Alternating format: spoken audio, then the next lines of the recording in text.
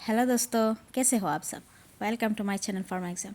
दोस्तों, आज के वीडियो में हम कुछ और क्वेश्चन डिस्कस करेंगे। फार्मास्यूटिकल केमिस्ट्री से कुछ क्वेश्चंस डिस्कस करेंगे। पिछले वीडियो में हमने कुछ फार्मास्यूटिक्स की क्वेश्चन देखे थे, फिर फार्माकोलॉजी का क्वेश्चन देखे थे। पिछले हमने 100 क्वेश्चन देख लिया। जैसे कि आप सभी को पता है, हमने एक 3000 की सीरीज़ स्टार्ट किया हुआ है। जो भी आपके फार्मासिस्ट एग्ज़ाम आ रही है, आपके उड़ीसा की एग्ज़ाम्स आ रही है, फिर झारखंड की एग्ज़ाम्स आ रही है, फिर अलग अलग स्टेट के एग्ज़ाम्स आ रही है, तो उसी के लिए हमने एक सीरीज़ स्टार्ट किया हुआ है 3000 की। उसी की नेक्स्ट वीडियो ये है। हमने ऑलरेडी 100 क्वेश्चन डिस्कस कर लिया। आज के वीडियो में हम कुछ और फार्मास्यूटिकल केमिस्ट्री से क्वेश्चन डिस्कस करेंगे। अगर आप हमारे चैनल पर नए हैं और आपने अभी तक हमारे चैनल को सब्सक्राइब नहीं किया तो प्लीज़ सब्सक्राइब कर दीजिए और साथ ही बेल आइकन को भी दबा दीजिए ताकि आपको नोटिफिकेशन मिलती रहे। चलिए आज के क्वेश्चंस देख लेते हैं। नंबर 1 क्या है? Chlorinated lime and boric acid solution is known as. Chlorinated lime and boric acid solution को हम क्या कहते हैं? यूसॉल सोल्यूशन कहते हैं, लाइसॉल कहते हैं, या फिर ल्यूगल सोल्यूशन, या फिर डेकिन सोल्यूशन कहते हैं। क्या कहते हैं? Chlorinated lime and boric acid solution को हम क्या कहते हैं? यस, इसको हम यूजल सोल्यूशन कहते हैं। यूजल सोल्यूशन कहते हैं। ये इसको हम किस में यूज़ करते हैं? इसको as a cleaning agent use किया जाता है। क्लीनिंग एजेंट यूज़ किया जाता है, जैसे कि आपका स्टेन्स, ऑर्डर्स और मोल्ड सरफेस से रिमूव करने के लिए इसको यूज़ किया जाता है। तो आंसर क्या होगी? यूजल। ये देखिए, अगर आपको कभी कभी पूछ लेगा यूजल में क्या क्या रहती है, तो आप क्या कहेंगे? Chlorinated lime and boric acid. Chlorinated lime and boric acid solution को हम क्या कहते हैं? यूजल कहते हैं। नेक्स्ट क्वेश्चन देख लेते हैं। ब्लीचिंग पाउडर हम किसको कहते हैं? क्लोरीनेटेड लाइम को, सोडा लाइम को, सोडियम बाइकार्बोनेट, कैल्शियम कार्बोनेट, किसको हम ब्लीचिंग पाउडर कहते हैं? बताइए आप लोग, ब्लीचिंग पाउडर किसको हम कहते हैं?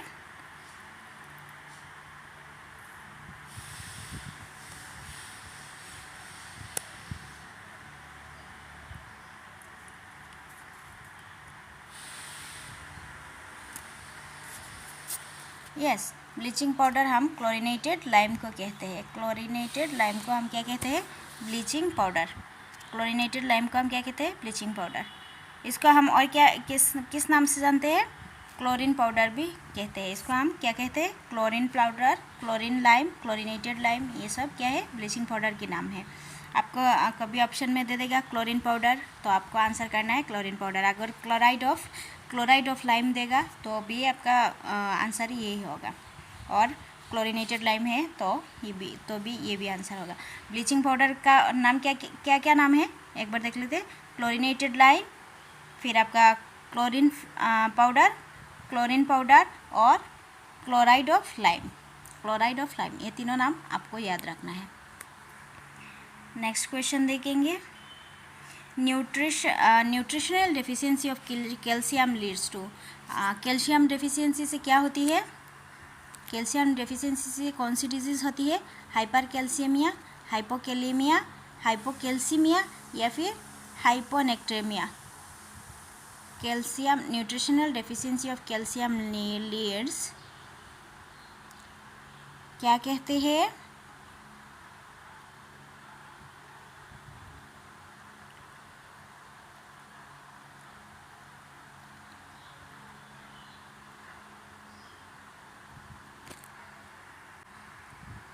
क्या हो गया आंसर? क्या बोला है? Deficiency of calcium. तो डेफिशिएंसी है मतलब कम है बॉडी में, डेफिशिएंट है, तो आंसर क्या हो जाएगा? हाइपो हो जाएगा, है ना। हाइपो मतलब क्या है? लो है, तो आंसर होएगा हाइपोकैल्सीमिया हो जाएगा आपका करेक्ट आंसर। हाइपरकैल्सीमिया, इसमें क्या होती है? कैल्शियम लेवल इंक्रीज हो जाती है। और हाइपोकैलेमिया, हम किसको हाइपोकैलेमिया कहते हैं? हाइपोकैलेमिया हम लो लेवल ऑफ पोटाशियम को हम क्या कहते हैं? हाइपोकैलेमिया इन द ब्लड में पोटाशियम लो हो जाएगा तो उसको हम क्या कहेंगे? हाइपोकैलेमिया। और हाइपोनेक्ट्रेमिया किसको कहते हैं? सोडियम लेवल अगर लो हो जाएगा तो उसको हम हाइपो कहेंगे, और हाइपर अगर ज़्यादा हो जाएगा तो उसको हम हाइपरनेक्ट्रेमिया कहेंगे। ठीक है ना। चलिए नेक्स्ट क्वेश्चन देखते हैं। In radiation sterilization the gamma rays are obtain from. Gamma rays कैसे लिया जाता है? कोबाल्ट 60 से, गोल्ड 198 से, आयोडीन 131 से, या फिर सेलेनियम 80 से। किससे लिया जाता है? In radiation sterilization the gamma rays are obtain from. किससे लिया जाता है गामा रे? गामा रे किससे लिया जाता है? यस, गामा रे कोबाल्ट 60 से लिया जाता है। कोबाल्ट 60 से लिया जाता है। Option A is the correct answer. Which among the following method is used Which among the following method is used for sterilization of surgical dressing? Surgical dressing के लिए कौन सी स्टेरिलाइजेशन यूज़ किया जाता है? Dry heat sterilization, moist heat sterilization, gaseous sterilization, या फिर radiation sterilisation. Surgical dressing के लिए, सर्जिकल ड्रेसिंग्स के लिए कौन सी स्टेरिलाइजेशन यूज़ किया जाता है? सर्जिकल ड्रेसिंग के लिए dry heat, moist heat, gaseous और रेडिएशन। सर्जिकल स्टेरिलाइजेशन के लिए आपका मॉइस्ट हीट स्टेरिलाइजेशन यूज़ किया जाता है। मॉइस्ट हीट स्टेरिलाइजेशन यूज़ किया जाता है। ऑप्शन बी हो जाएगी correct answer. Option B is the correct answer. Next question देखते हैं। Which among the following method represent the chemical cold sterilization method? इनमें से कौन सी है जो इसको कोल्ड स्टेरिलाइजेशन मेथड को रिप्रेजेंट करती है?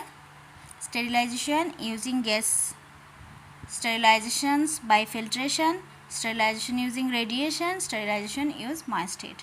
कौन सी होगी? Cold sterilization represent the chemical cold sterilization method. Cold sterilization method बोला है, तो आंसर क्या हो जाएगा? Sterilization using gases, sterilization by filtration, sterilization using radiation, या फिर स्टेरिलाइजेशन यूजिंग मॉइस्ट हीट। क्या होगी करेक्ट आंसर?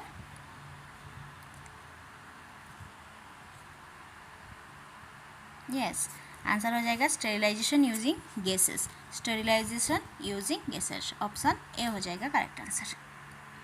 नेक्स्ट क्वेश्चन देखेंगे। The membrane filter used for sterilization has the pore size. Membrane filter में कितने पोर साइज होती है? 0.02 plus 0.01 micrometer, या फिर 2.22 0.02, या फिर 11.01, या फिर 65 प्लस माइनस 0.01। आंसर क्या होगी करेक्ट आंसर? करेक्ट आंसर क्या हो जाएगा? मेम्ब्रेन फिल्टर स्टेरिलाइजेशन में पोर साइज़ क्या होती है? पोर साइज़ क्या होती है? 0.22 लेके 0.22 से लेके 0.02 तक, 0.22 से लेके 0.03 तक। आंसर क्या होगी? ऑप्शन बी हो जाएगी करेक्ट आंसर। नेक्स्ट क्वेश्चन देखेंगे। कॉस्टिक सोडाइज, कॉस्टिक सोडा हम किसको कहते हैं? सोडियम हाइड्रोक्साइड को, सोडियम क्लोराइड को, सोडियम कार्बोनेट को, या फिर सोडियम बाइकार्बोनेट को। किसको कहते हैं? Sodium hydroxide, sodium chloride, sodium carbonate, या सोडियम बाइकार्बोनेट।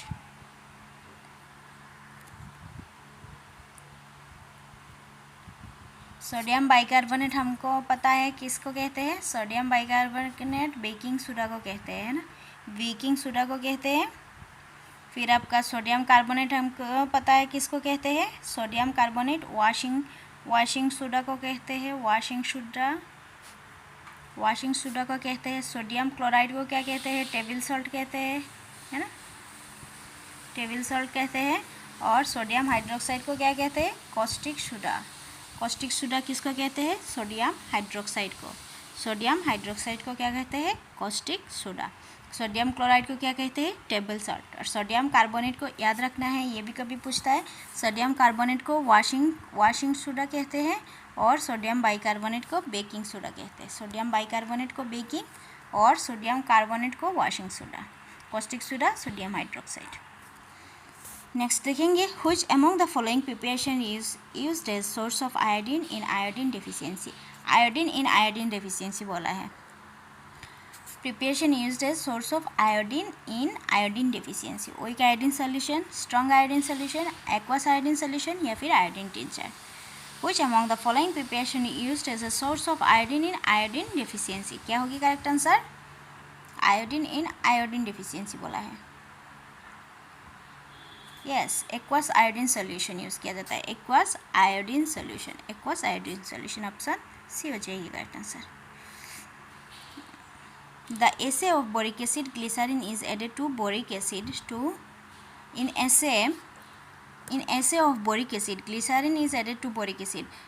बोरिक एसिड के ऐसे में ग्लिसरीन क्यों यूज़ किया जाता है, ग्लिसरीन के साथ बोरिक एसिड को क्यों ऐड किया जाता है? Dissolve boric acid, boric acid को डिज़ोल्व करने के लिए, या फिर इंक्रीज बेसिसिटी, या फिर इंक्रीज एसिडिटी, या फिर इन डिक्रीज एसिडिटी। किस लिए यूज़ किया जाता है ग्लिसरीन को? बोरिक एसिड में ग्लिसरीन को किस लिए यूज़ किया जाता है? यस, ग्लिसरीन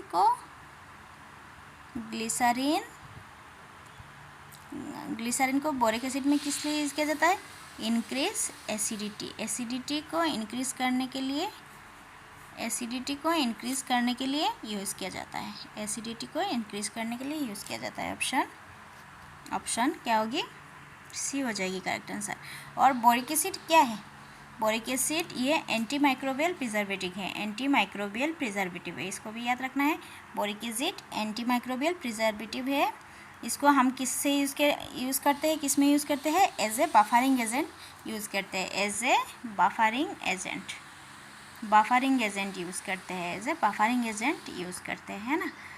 और बफरिंग एजेंट हम किस लिए क्यों यूज़ करते हैं?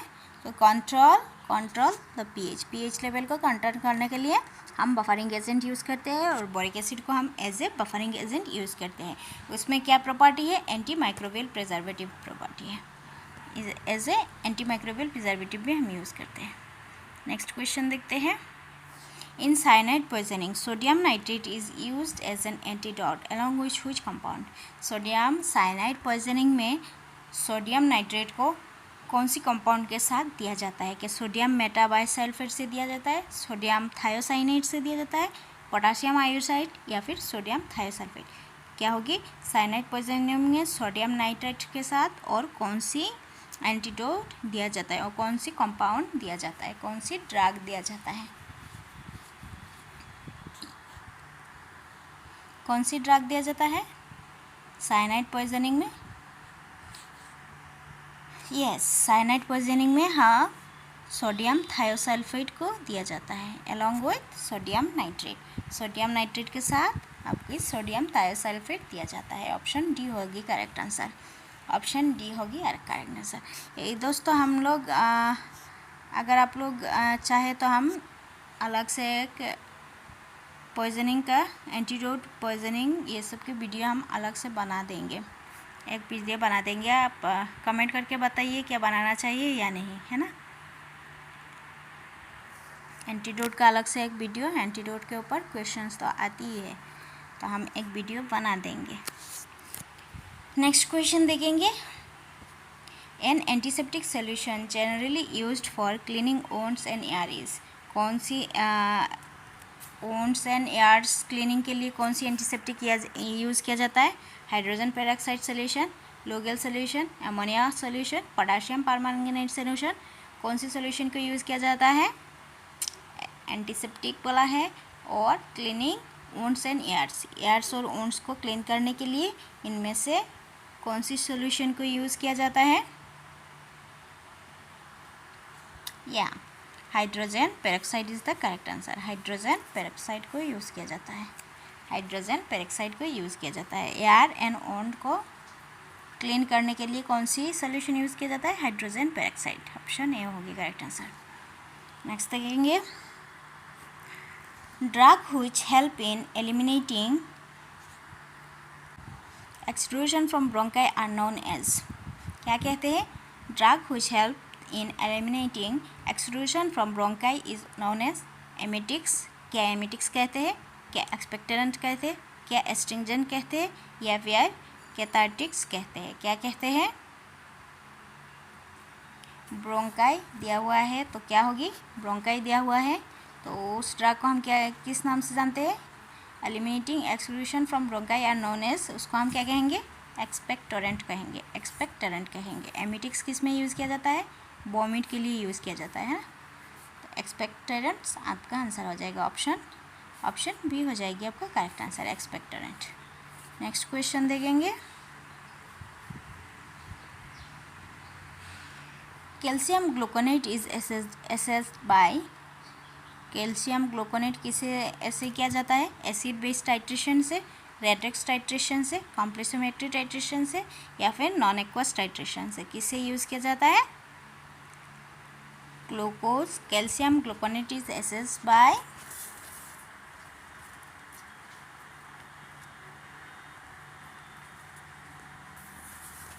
यस, कैल्शियम ग्लूकोनेट को कॉम्प्लेक्सोमेट्रिक टाइट्रेशन से एसिड किया जाता है। कॉम्प्लेक्सोमेट्रिक टाइट्रेशन से एसिड किया जाता है। इसमें क्या यूज़ किया जाता है? यूजिंग EDTA यूज़ किया जाता है as a chelating agent EDTA को यूज़ किया जाता है। कॉम्प्लेक्सोमेट्रिक टाइट्रेशन, कैल्शियम ग्लूकोनेट की कॉम्प्लेक्सोमेट्रिक टाइट्रेशन होती है, उसमें EDTA as a chelating agent use किया जाता है। क्या है? A molecule that has an equal number of positive and negative charge. Equal number of positive and negative charge को हम क्या कहते हैं? आइसोमेट्रिक, आइसोइलेक्ट्रिक, आइसोबेरिक या फिर आइसोटोनिक। क्या कहेंगे? Equal number of positive and negative charge, उसको हम क्या कहेंगे? आइसोइलेक्ट्रिक कहेंगे। Isoelectric is the correct answer. Option B is the correct answer. Next question देखेंगे। Alum is commonly used as, alum किस कॉमनली यूज्ड एज किससे यूज़ किया जाता है? एंटी इन्फेक्टिव, एस्ट्रिंजेंट, प्रोटेक्टिव या फिर all of the above. Alum को हम किस में यूज़ करते हैं? एंटी इन्फेक्टिव में, एस्ट्रिंजेंट में, प्रोटेक्टिव में या फिर इन सभी में। आंसर क्या हो जाएगा? तो एलार्म को हम एंटी इन्फेक्टिव यूज़ नहीं करते हैं। एस्ट्रिंजेंट में यस यूज़ करते हैं, एज ए एस्ट्रिंजेंट यूज़ करते हैं, एंड प्रोटेक्टिव में नहीं करते। आंसर क्या हो जाएगा? Option B is the correct answer. Option B is the correct answer. Alum को हम एज ए एस्ट्रिंजेंट यूज़ करते हैं। नेक्स्ट क्वेश्चन देखेंगे। Epsom salt is, Epsom salt किसको कहते हैं? सोडियम सल्फेट को, मैग्नीशियम सल्फेट को, पोटासियम सल्फेट को या फिर नन। क्या हो गया answer? Epsom salt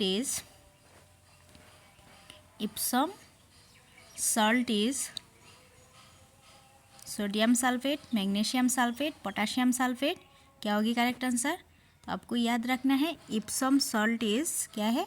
magnesium sulphate होती है। मैग्नीशियम सल्फेट को हम क्या कहते हैं? Epsom salt. Option B is the correct answer. Epsom salt हम किसको कहते हैं? मैग्नीशियम सल्फेट को। नेक्स्ट क्वेश्चन देखेंगे।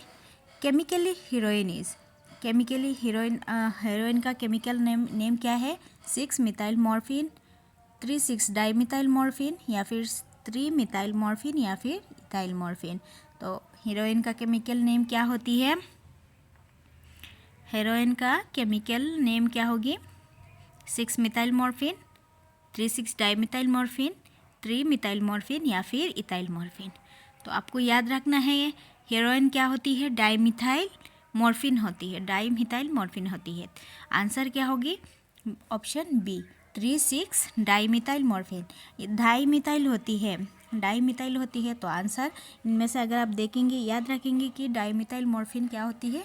हेरोइन होती है। इसमें पोजीशन दिया हुआ है 3,6 डाईमिथाइल मॉर्फिन होती है। Option B is the correct answer. Next question हम देखेंगे। Chemical name of plaster of Paris. Plaster of Paris की केमिकल नेम आपको बताना है। मैंने एक वीडियो में डिस्कस किया हुआ था कि इसके केमिकल नेम क्या है। अगर आप पिछले वीडियो देखा है तो आप आंसर कर सकते हैं।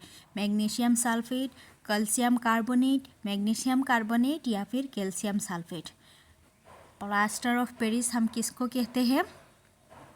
केमिकल नेम क्या है? किसके केमिकल नेम है प्लास्टर ऑफ पेरिस? मैग्नीशियम, अभी हमने देखा मैग्नीशियम सल्फेट क्या होती है? इप्सम सॉल्ट होती है। फिर कैल्शियम कार्बोनेट, ये आपका चॉक लाइमस्टोन होती है। मैग्नीशियम कार्बोनेट, कैल्शियम सल्फेट को हम क्या कहते हैं? प्लास्टर ऑफ पेरिस कहते हैं।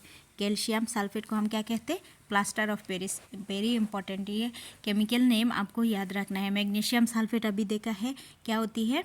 इप्सम सॉल्ट को हम मैग्नीशियम सल्फेट को इप्सम सॉल्ट कहते हैं। कैल्शियम कार्बोनेट को लाइमस्टोन या फिर चॉक कहते हैं। और कैल्शियम सल्फेट को हम प्लास्टर ऑफ पेरिस कहते हैं। नेक्स्ट क्वेश्चन देखेंगे। Dimethicone is the other name of. Dimethicone की और एक नाम क्या है? Titanium dioxide, calamine, zinc stearate या फिर सिलिकॉन ऑयल।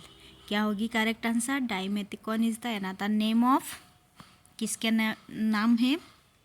दोस्तों ये है आज की लास्ट क्वेश्चन। नेक्स्ट वीडियो में हम फिर मिलेंगे और क्वेश्चन डिस्कस करेंगे। अगर आप कोई भी एग्ज़ाम की तैयारी कर रहे हो तो प्लीज़ चैनल को सब्सक्राइब कीजिए और वीडियो अच्छी लगे तो प्लीज़ एक लाइक कर दीजिए। डाइमेथिकॉन किसके केमिकल नेम होती है? तो डाइमेथिकॉन आपकी सिलिकॉन ऑयल को कहते हैं। सिलिकॉन ऑयल की अनदर नेम क्या है? डाइमेथिकॉन। अगर डाइमेथिकॉन का अनदर नाम पूछे तो आप क्या कहेंगे? Silicon oil. अगर सिलिकॉन ऑयल का अनदर नाम पूछे क्या कहेंगे? डाइमेथिकॉन। तो ये था आज का लास्ट क्वेश्चन। नेक्स्ट वीडियो में हम फिर मिलेंगे। आज के लिए इतना ही। Thank you.